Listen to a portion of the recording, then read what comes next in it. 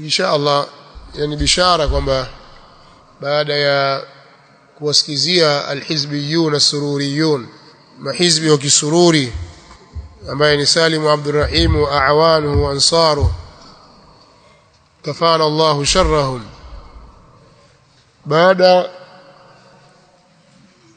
ya kusikilizia majibu yao kwamba labda wana majibu ya kiilmu juu ya mihadhara tuliyoifanya pale Masjid al-Imam Ibn Baz rahimahullahu ta'ala Makorora Mtimkavu, baada ya kusikizia kwamba wana majibu yoyote juu ya hujja ambazo tumezikadimisha kwao, na tukaona kwamba hawana kwa muda wote zaidi ya kutapatapa, na tulijua wanatapatapa sana, lakini watakwenda watanyamaza, lakini hawatakuwa na hujja za kiilmu za kujibu, watakuwa ni kubambanya tu, kuruka huku kuruka kule, kuleta hiki shubha hii. Alhamdulillah, sisi kwa mujibu wa misingi ya da'wa yetu tunapokwenda nayo kwa mambo ya taalim, muadhamu wa salafiyun si watu wajinga katika nchi yetu hii. Muadhamu wao si wajinga, ni tulabul ilmi, wana hirs katika ilmu ya kusoma, kuhifadhi, kufahamu, kusoma vitabu. Salafiyuna wengi wako namna hiyo, wana hirs, walillahi alhamdu, na hii ni khairun adhim. Kwa hiyo si da'wa ambayo imekusanya awamu, shekhi na maawamu wake waliokuwa chini yake wanaomsikiliza au waajiriwa. Da'wa hii haiko hivyo. Kwa hiyo tulabul ilmi wanafahamu nini hujja na nini dalili, hata kama wako katika marahili za mwanzo huwa wanafahamu, kwa sababu ya wingi wa kuhudhuria kwao madarasa ya ilmu na wingi wa kusoma kwao vitabu na kusikiliza mihadhara ya maduati, bali hata inayofanywa na mashaikh wa wale ambao wanajua lugha ya Kiarabu, basi wanafuatilia na wako katika yakini katika jambo lao. Kwa hiyo vijineno vidogo vidogo huwa watu hawababaiki. Salafiyuna wengi wako namna hiyo, panapokuja shubha ikishawekwa sawa, khalas, wao wanasubiri dalili. Mtu hana dalili wanamwacha tu. Hakadha salafiyun, walillahi alhamdu wal minna. Kwa hiyo baada ya kusikilizia, je, wana lolote jipya ambalo ni hujja? Tukaona kwamba hawana. Anasemaje Sheikh Abdul Aziz Ibn Baz rahimahullahu ta'ala kuhusu Sheikh Muhammad Amani al-Jami na Sheikh Rabi' bin Hadi al-Madkhali? Anasemaje Ibn Baz? Anawaona kwamba ni salafiyun, ni watu maduati katika da'wa salafia, wamesimama sawa sawa au wana njia tofauti? Jawabu, Sheikh Ibn Baz mpaka amefariki Sheikh Muhammad Amani al-Jami ana ya'tarif bifadlihi, anakiri juu ya fadhila zake na ilmu yake, wa husni mu'taqadihi, na uzuri wa itikadi yake na maslaki yake, na amempa tazkia baada ya kufa kwake, akiwa yuko hai na baada ya kufa kwake, na hivyo hivyo kwa Sheikh Rabi' ibn Hadi al-Madkhali. Kwa hiyo hili la kwanza, au huyu ni mwana wa chuoni wa kwanza. Akiulizwa Salim Abdurrahim Barahiani, wasemaje wewe? Huyo ameanzisha jamia, huyo ni kadha. Ibn Baz asemaje? Asema hapana, huyu ni salafi. Sisi hatuwezi kumsikiliza Barahiani, mjasiriamali dhalim. Unasemaje Sheikh Al-Albani rahimahullahu ta'ala kuhusu hawa? Tayib, kauli zake ziko wazi, tumesoma, tumezitaja aqwali, bali akamwombea mabaya kwamba Allah, kwamba hawa, huyu anayosema hawa mashekhe, imma jahil, ima atakuwa ni mjinga huyu, atafundishwa huyu, au atakuwa kama si mjinga atakuwa ni nani? Kama si mjinga atakuwa ni sahibu hawa. Lakini akaomba dua kwamba Allah subhanahu wa ta'ala mwenye kufanya hivyo amvunje mgongo wake. Kadhalika mwingine ni al-Sheikh Muhammad ibn Salih al-Uthaymeen rahimahullah ta'ala, ambaye wao walikuwa wameshikamana na maneno yake kwamba Ibn Uthaymeen amesema katika sharh matn al-40 an-Nawawiyya kwamba kuna hizbu salafi, kuna hizbu salafi. Barahiana akaichukua moja kwa moja kwamba hizbu salafi ni Muhammad Aman al-Jami na Rabi'u al-Madkhali. Kumbe ni kadhab. Tukafichua hili, tukaeleza pale kwamba sasa huyu Ibn Uthaymeen rahimahullahu ta'ala mwenye kauli hii amezungumza na maneno yake yako wazi kabisa. baada ya Sheikh Rabi' ibn Hadi al-Madkhali kufanya muhadhara mbele ya Sheikh Ibn Uthaymeen kwenye markazi yake huko Unaiza, akawaambia kwamba ili watu wajue kwamba huyu Rabi', Sheikh Rabi' huyu ndugu yetu huyu, yeye katika janibi ya salafia, sio salafi hizbi, salafi katika manhaji yake na njia yake ni salafi. Sasa tafuteni hizbu salafi ni kina nani? Nyinyi au ni kina nani? Kina Safarul Hawali mnaojinasibisha na usalafia kadhiba wa zura. Sheikh anawafedhesha, Sheikh Muhammad Salih al-Uthaymeen anawafedhesha katika hili. Je, mna jingine? Mwingine ni al-Sheikh al-Fawzani hafidhahu Allah ta'ala, kauli zake kuhusu al-Sheikh Muhammad Aman al-Jami na al-Sheikh Rabi' ziko wazi. Mwingine ni Sheikh Abdul Muhsin al-Abbadi al-Badri hafidhahu Allah ta'ala, kauli zake ziko wazi. Mimi simfanyi tani Sheikh Rabi' bwana, yeye alikuwa na milahadha yake, baadhi ya mambo anayaona na ni jambo la kawaida. Haya wanawachuoni watano hawa wote msimamo wao ni huo.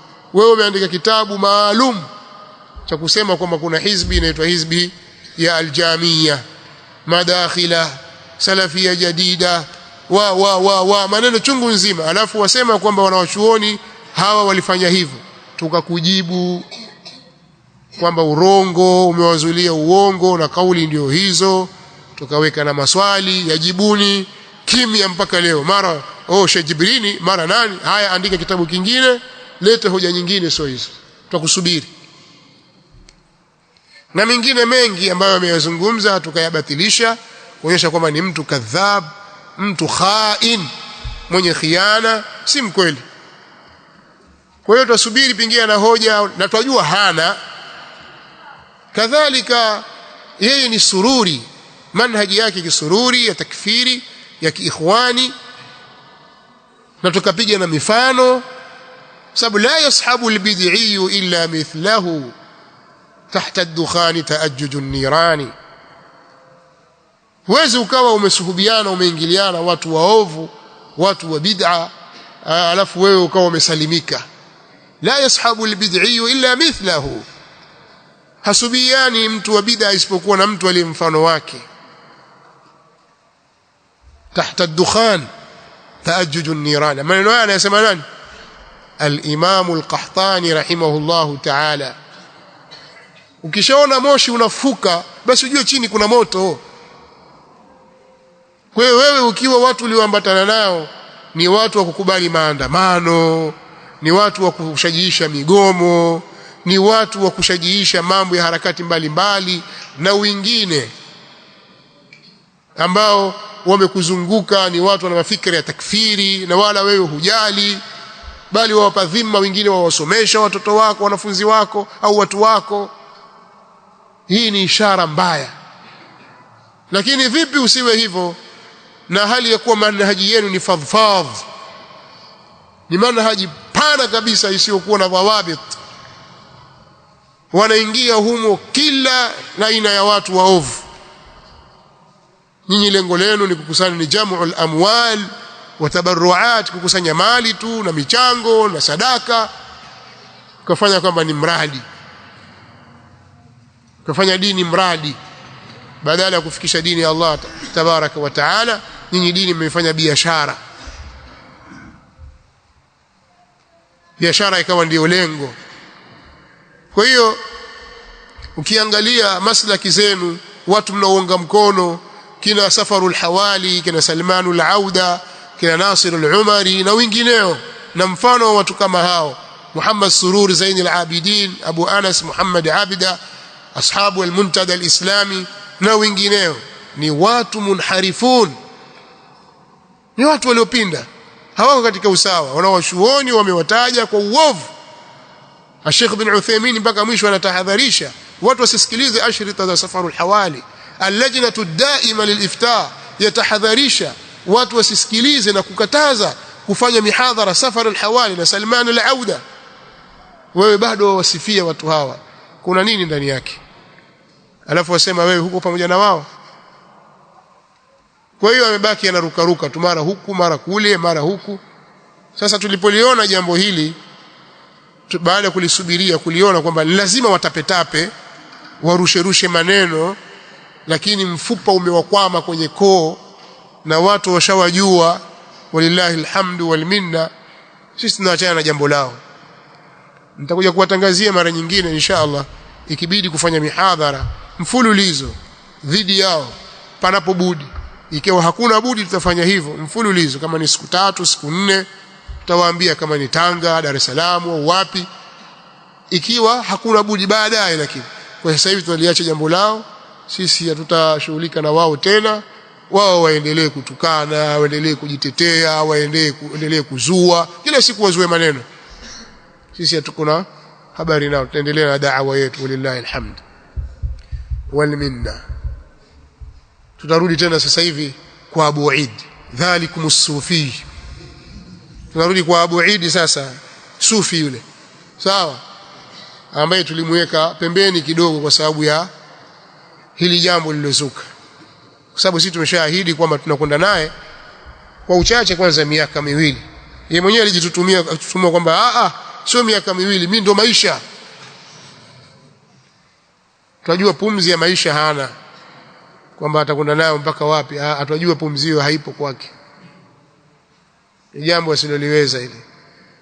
Kwa hiyo tutakwenda naye sisi kwa muda, kama umri upo na nguvu zipo na wasaa upo, kwa uchache kwanza tunakwenda naye, tuangalie jambo lake kiasi cha miaka 2. Inaweza ikafika au ikapita au isipita, la kulli hali tutaangalia maslaha katika hili.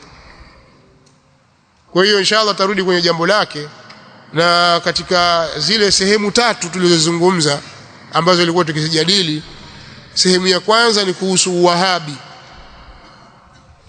na sehemu ya pili ni kuhusiana na mwezi muandamo, na sehemu ya 3 ni masala ya Arafa. Tumezungumza sehemu 2 tukasimama, ili pia apate wakati naye wa kusikiliza, pamoja na kwamba tuna jambo hili lilikuwa limetushughulisha. Tumemalizana nalo jambo hili, walillahi alhamdu wal minna. Sasa tumezungumza kuhusu Wahabi na mwezi muandamo, kumebaki suala la Arafa. Tutaangalia Arafa ni lini, vitabu vyasemaje, wanawachuoni wanaeleza nini. Je, vitabu vimepotoshwa kama anavyodai Abu Eid, au ni katika zile mbwembwe zake vitabu vimepotoshwa, au hajaelewa? Tutaliangalia hilo insha Allah, na mingineyo yanayofungamana na swala Arafa. Je, saumu ya Arafa ina mafungamano na kisimamo cha Arafa, au ni vitu tofauti visivyofungamana? Hilo insha Allah tutakuja nalo pengine wiki ijayo insha Allah, kwa zile siku zetu ambazo tuliziomba katika hiki kipindi cha durusi. Tutachukua Jumatano na Alhamisi, kwa tutakuwa tumeikopa siku moja ya zile darasa zetu za wiki, siku ya Jumatano insha Allah.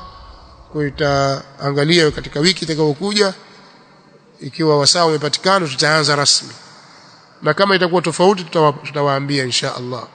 Kwa hiyo tutayatazama masala hayo yanayohusu Arafa. Kwa hiyo hatujamsahau, asijakaona Muhammad Idi kasaulika kwamba Baraiani kaingia katikati basi katushughulisha, tumemsahau yeye. La, hajasaulika biidhnillah, jambo lake liko na mafaili yake yako tayari, kwa ni kuhudhurisha tu.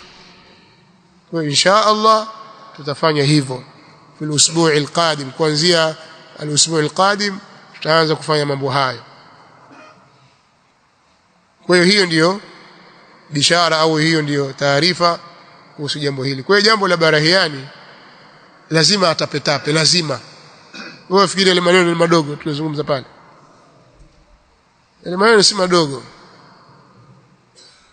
Liman kana lahu qalbun au alqa as-sam'a wa huwa shahid, ile maneno ni mazito ya kikweli kweli kabisa, na ni maneno ya ukweli, yalikuwa ni mudaam bil adilla. Ni lazima mtu kama yeye atapetape, angaike huku angaike kule, ili aseme hivi, ashindane na watu kwenye magrupu huko, mara kaleta hili, jibu hoja. Wewe umeshaandika kitabu hiki hapa, kitabu kimejibiwa, una hili, jibu. Kimaliza toa, tutakujibu tena biidhnillahil karim. Naam. Na pia aliwahi kuzungumza siku za nyuma kwamba Sheikh Mukbil alikufa na chembe za ushia, kwamba alikuwa na chembe za ushia. Yani ni mtu kadhab, haoni haya kusema urongo na kuwazulia maulama wa ahli sunnati wal jamaa. Basi kazi yake ni hiyo tu, kafana Allahu sharrahum. Lakini ana watu ambao wamemzunguka si watu wazuri, na siku zote mtu yuko kwenye mila na taratibu za rafiki yake. Ukishamsikia kwamba huyu mtu dhalim, alafu kuna watu wamemzunguka pamoja naye, basi na wao ni dhalama, ni watu madhalim. Sasa sisi tulizungumza siku hiyo tukafanya tahafudh, hatukutaka kuwagusa wale upambizoni mwake, lakini wanachokochokoa maneno. Siku tukiamua kuwazungumza watatafuta mahali pa kwenda. Sisi hatuogopi wao, kama vile ambavyo hatuogopi sisi hatuogopi wao, hatuogopani sisi. Tutazungumza maneno ya uadilifu, namna dini walivyoifanya kuwa ni mradi. Tuna mifano mingi hai namna watu wake, yeye na watu wake walivyoifanya dini kuwa ni mradi. Si vibaya mtu kutafuta mali ya halali akapata mali, lakini si kuitumia dini kwamba ndio mradi. Sisi tunao ushahidi wa kutosheleza kabisa katika kuwazungumza wao. Subhanakallah.